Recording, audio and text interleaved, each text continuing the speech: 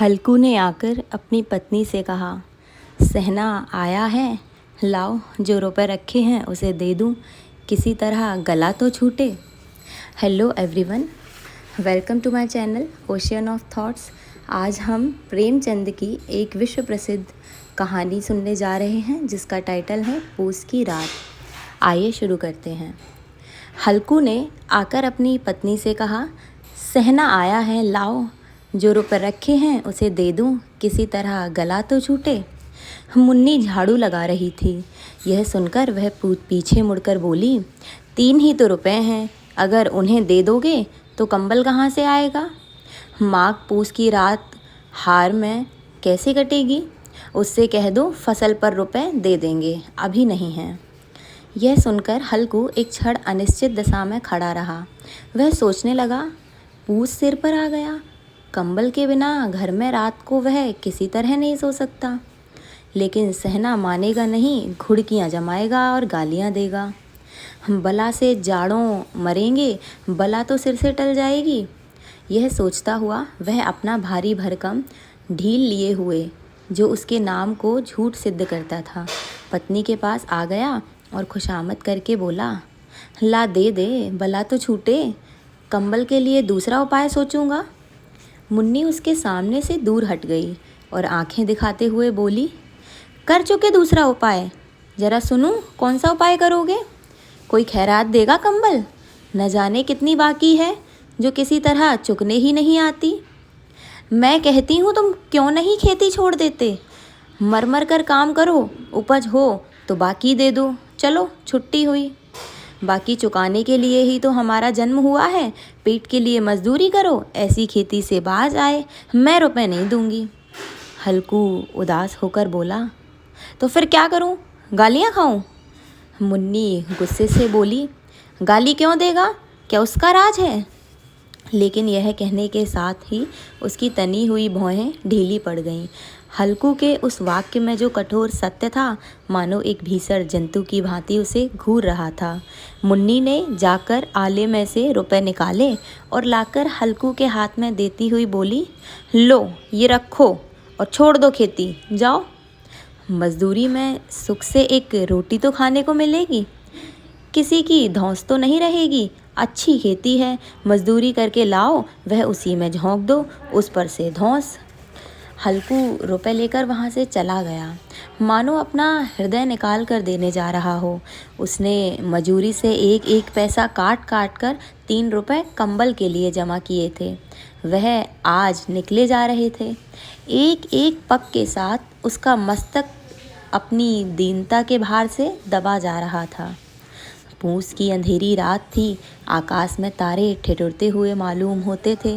हल्कू अपने खेत के किनारे ऊख के पत्तों की एक छतरी के नीचे बांस के खाट पर अपनी पुरानी गाढ़े की चादर ओढ़े कांप रहा था।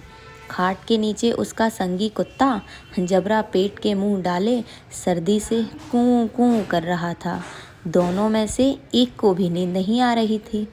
हल्कू ने घुटनियों को गर्दन में चिपकाते हुए कहा, क्यों जबरा, जाड़ा लगता है। कहता तो था घर से पुआल पर लेटा रहे, तो यहाँ क्या लेने आए थे। अब खाओ ठंड, मैं क्या करूँ। जानते थे मैं यहाँ हलवा पूरी खाने आ रहा हूँ, दौड़े दौड़े आगे चले आए, अब रो नानी के नाम को। जबरा ने पड़े पड़े दुम हिलाई और अपनी कूं कूं को दीर्घ बनाता हुआ एक बार जम्हाई लेकर चुप हो गया। उसकी श्याम बुद्धि ने शायद ताड़ लिया, स्वामी को मेरे कूं से नींद नहीं आ रही है। हल्कू ने हाथ निकालकर जबरा की ठंडी पीठ को सहलाते हुए कहा, कल से मत आना मेरे साथ, वरना ठंडे हो जाओगे। वह रांड पछुआ न जाने कहाँ से बर्फ़ लिए आ रही है। उठूं फिर एक चलम भरूं, किसी तरह रात तो कटे। 8 चिलम तो पी चुका, यह खेती का मज़ा है। और एक एक भगवान ऐसे पड़े हैं जिनके पास जाड़ा जाए तो गर्मी से घबरा कर भागे। मोटे मोटे गद्दे, लिहाफ, कंबल, मजाल है कि जाड़े का गुजर हो जाए। तकदीर की खूबी है, मजदूरी हम करें, मज़ा दूसरे लूटें। यह कहकर हल्कू उठा और गड्ढे में से जरा सी आग निकालकर चिलम भरने लगा। हल्कू ने चिलम पीते हुए जबरा से कहा, पिएगा चिलम, जाड़ा तो क्या जाता है, जरा मन बहला जाता है। आज और जाड़ा खा ले, कल से मैं यहाँ पुआल बिछा दूंगा, उसी में घुसकर बैठना, तब जाड़ा नहीं लगेगा। चिलम पीकर हल्कू फिर लेटा और यह निश्चय कर लेटा कि चाहे कुछ भी हो, अब की सो जाऊंगा। किंतु एक ही क्षण में उसके हृदय में कंपन होने लगा। कभी इस करवट लेता, कभी उस करवट, लेकिन जाड़ा किसी पिशाच की भांति उसकी छाती को दबाए हुए था। जब किसी तरह ना रहा गया तो उसने जबरा को धीरे से उठाया और उसके सिर को थपथपाकर उसे अपनी गोद में सुला लिया। कुत्ते की देह से जाने कैसी दुर्गंध आ रही थी, पर वह उसे गोद से चिपटाए हुए सुख का अनुभव कर रहा था, जो इधर महीनों में उसे ना मिला था। जबरा शायद समझ रहा था कि स्वर्ग यही है, और हल्कू की पवित्र आत्मा में तो उस कुत्ते के प्रति घृणा की गंध तक न थी। अपने किसी अभिन्न मित्र या भाई को भी वह इतनी ही तत्परता से गले लगाता। वह अपनी दीनता से आहत न था, जिसने आज उसे इस दशा को पहुंचा दिया।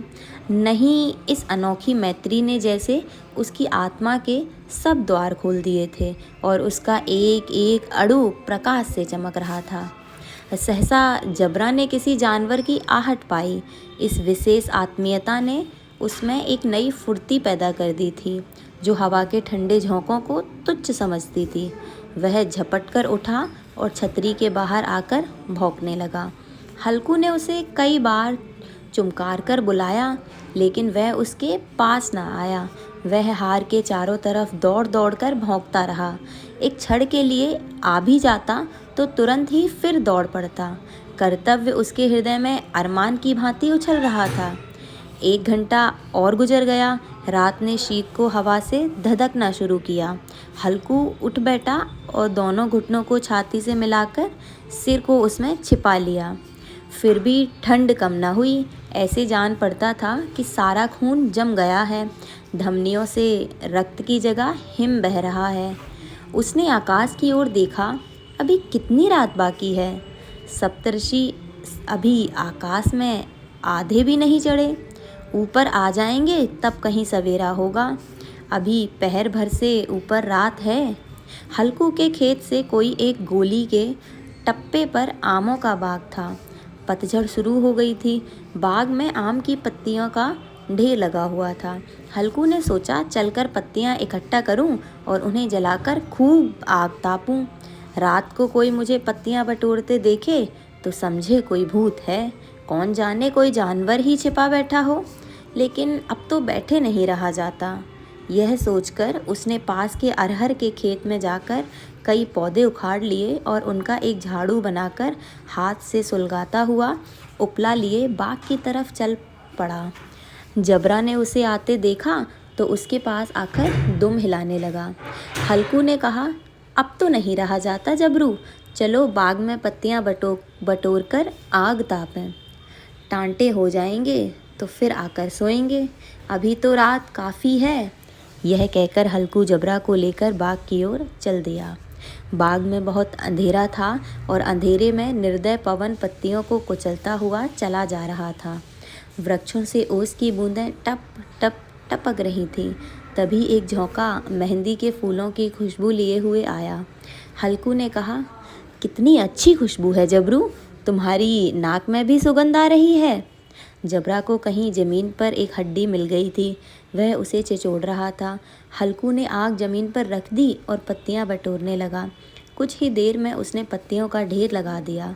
ठंड के मारे उसके हाथ पांव ठिठुर गए। इसी अलाव में वह ठंड को जलाकर भस्म कर देना चाहता था। कुछ देर में अलाव जल उठा। उसकी लौ ऊपर वाले वृक्ष की पत्तियों को छूकर भागने लगी। उस स्थिर प्रकाश में बगीचे के विशाल वृक्ष ऐसे मालूम होते थे मानो उस अथाह अंधकार को अपने सिरों पर संभाले हुए हों। अंधकार के उस अनंत सागर में यह प्रकाश एक नौका के समान हिलता मचलता हुआ जान पड़ता था। हल्कू अलाव के सामने बैठा आग ताप रहा था। एक क्षण में उसने दोहर उतार कर बगल में दबा ली और दोनों पांव फैला दिए, मानो ठंड को ललकार रहा हो, तेरे जी में आए सोकर। ठंड की असीम शक्ति पर विजय पाकर वह विजय पर्व को हृदय में छिपा न सकता था। उसने जबरा से कहा, क्यों जबरा, अब ठंड तो नहीं लग रही है ना? जबरा ने कू कू करके मानो कहा, अब क्या ठंड लगती ही रहेगी क्या? अगर यह उपाय पहले सोचा होता तो इतनी ठंड क्यों खाते? हल्कू ने कहा, अच्छा आओ इस अलाव को कूद कर पार करें, देखे कौन निकल जाता है। अगर जल गए बच्चा तो मैं दवा दारू नहीं करूँगा, मुन्नी से कल ना कह देना, नहीं तो लड़ाई होगी। यह कहता हुआ वह उछला और अलाव के ऊपर से साफ निकल गया। पैरों में जरा लपट लगी, लेकिन वह कोई बात नहीं थी। जबरा आग के इर्द गिर्द घूमकर उसके पास आ खड़ा हुआ। तब हल्कू ने उससे कहा, चलो आग के ऊपर से कूद कर आओ। जबरा कूदा और अलाव के इस पार आ गया। पत्तियां जल चुकी थीं, बगीचे में फिर अंधेरा छा गया। राख के नीचे कुछ कुछ आग बाकी थी, जो हवा का झोंका आ जाने पर जरा जाग उठती थी, लेकिन एक क्षण में फिर आंख बंद कर लेती थी। हल्कू ने फिर चादर ओढ़ ली और गर्म राख के पास बैठा हुआ गीत गुनगुनाने लगा। उसके बदन में गर्मी आ गई थी, लेकिन ज्यों-ज्यों ठंड बढ़नी जाती थी उसे आलस से दबाए लेता था। तभी जबरा भौंकता हुआ खेत की ओर भागा। हल्कू को ऐसा लगा कि जानवरों का कोई झुंड उसके खेत में आया है। शायद नीलगायों का झुंड था। उनके कूदने दौड़ने की आवाज़ें साफ कान में आ रही थीं। फिर ऐसा लगा कि वह खेत में चर रही हैं। उनके चबाने की आवाज़ चर चर सुनाई देने लगी। तब उसने मन ही मन कहा, नहीं, जबरा के होते कोई भी जानवर मेरे खेत में नहीं घुस सकता। वह उन्हें नोच डालेगा। कहीं मुझे भ्रम तो नहीं हो रहा? अब तो कुछ भी नहीं सुनाई दे रहा। शायद मुझे धोखा हुआ। फिर वह ज़ोर ज़ोर से चिल्लाने लगा, जबरा जबरा। जबरा भौंकता रहा, लेकिन उसके पास नहीं आया। फिर तभी हल्कू को खेत के चरे जाने की आहट मिली। अब वह अपने को धोखा न दे सका। उसने अपनी जगह से हिलना जहर लग रहा था। कैसे दंदाया हुआ बैठा था। इस जाड़े पाले में खेत में न जाने जानवरों के पीछे दौड़ना अमूझ जान पड़ता। वह अपनी जगह से न हिला। फिर उसने ज़ोर से आवाज़ लगाई, लेहो लेहो लेहो। यह आवाज़ सुनकर जबरा भौंकने लगा। जानवर खेत चर रहे थे, फसल तैयार थी, कैसी अच्छी खेती थी, लेकिन ये दुष्ट जानवर उसका सर्वनाश किए डालते हैं। हल्कू अब पक्का इरादा करके उठा और 2-3 कदम चला ही था कि तभी अचानक हवा का एक ऐसा ठंडा चुभने वाला बिच्छू के डंग का सा झोंका लगा कि वह फिर बुझते हुए अलाव के पास आ बैठा और राख को कुरेदकर अपनी ठंडी देह को गरमाने लगा। जबरा लगातार भौंके जा रहा था। नील गायें खेत का सफाया कर रही और हल्कू गर्म राख के पास शांत बैठा हुआ था। अकर्मण्यता ने रस्सियों की भांति उसे चारों ओर से जकड़ रखा था। फिर वह उसी गर्म राख के पास चादर ओढ़कर सो गया। प्रातःकाल जब उसकी नींद खुली तो चारों तरफ धूप फैल गई थी और मुन्नी कह रही थी, क्या आज सोते रहोगे? तुम यहाँ आकर रम गए और इधर सारा खेत चौपट हो गया। मुन्नी की बात सुनकर हल्कू उठ बैठा और बोला, क्या तू खेत से होकर आ रही है? मुन्नी बोली, हाँ, सारे खेत का सत्यानाश हो गया। भला ऐसा भी कोई सोता है? तुम्हारे यहाँ मड़ैया डालने से क्या हुआ? हल्कू ने बहाना बनाते हुए कहा, मुन्नी, मैं मरते मरते बचा और तुझे अपने खेत की पड़ी है। मेरे पेट में इतना दर्द हुआ कि मैं ही जानता हूँ। फिर दोनों खेत की डाँड़ पर आए। देखा सारा खेत रौंदा पड़ा हुआ है और जबरा मड़ैया के नीचे चित्त लेटा पड़ा है।